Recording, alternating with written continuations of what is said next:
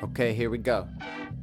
I didn't start this off really wanting to make a documentary about hip hop and how it influenced my journey in creating music. But if I'm gonna do one, then I think I gotta start back. Like way back.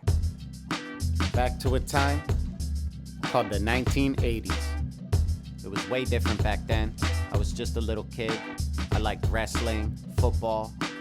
Little did I know, in a place called the Bronx, same place we used to go see Yankee games, something special was happening. So I guess we could start here.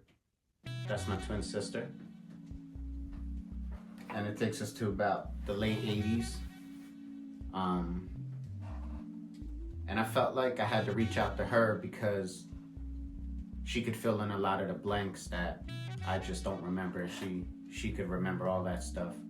I just remember her being into New Kids on the Block, posters everywhere, like watching music videos.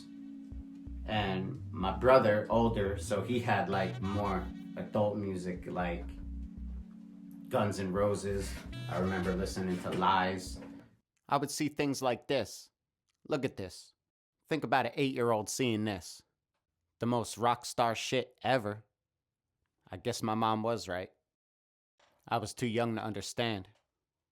Some of that stuff was kind of wild. And I just wanted to get my sister on and talk about it. In Howell, when we were young, like before teenagers, and I remember your room just being flooded with pop stuff, you know, New Kids on the Block and all that kind of stuff. And I just remember going into his room and taking his tapes. One day I pulled the tape out, and the only thing I remember is, "Fuck the police coming straight from the underground." What was that? That's all I could say. What is this? It was just as edgy and hard and outlaw like AC/DC and Guns N' Roses, the shit I was listening to. And we keep talking about it. Check it out. And it was NWA, and for me as a young kid was like, what is this? It's rock and roll, but not rock and roll. Right. It's just as hard and edgy and F the establishment like rock and roll, yet Right. It's this thing called hip hop. I was only like 9 or 10 years old at the time, and I'd only had a small glimpse of what hip hop was. I didn't know that later on it would influence me the way it did. I was in for a real surprise. So now I got this new taste for hip hop, and I go from this little guy to this guy, and I start listening to things like Vanilla Ice, MC Hammer. It wasn't really hip hop yet.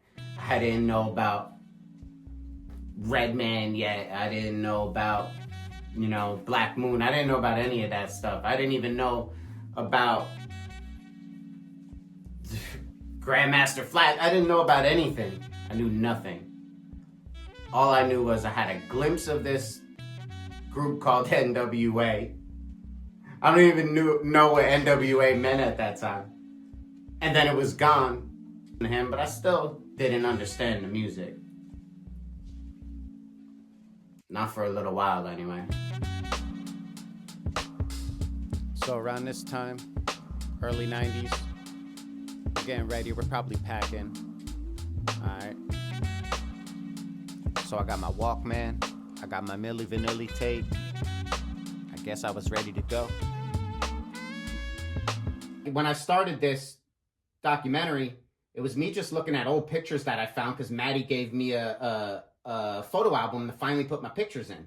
And I was just going through those pictures while I was listening to hip hop CDs. And I'm listening, and I just couldn't help to think of every picture fit with a specific song.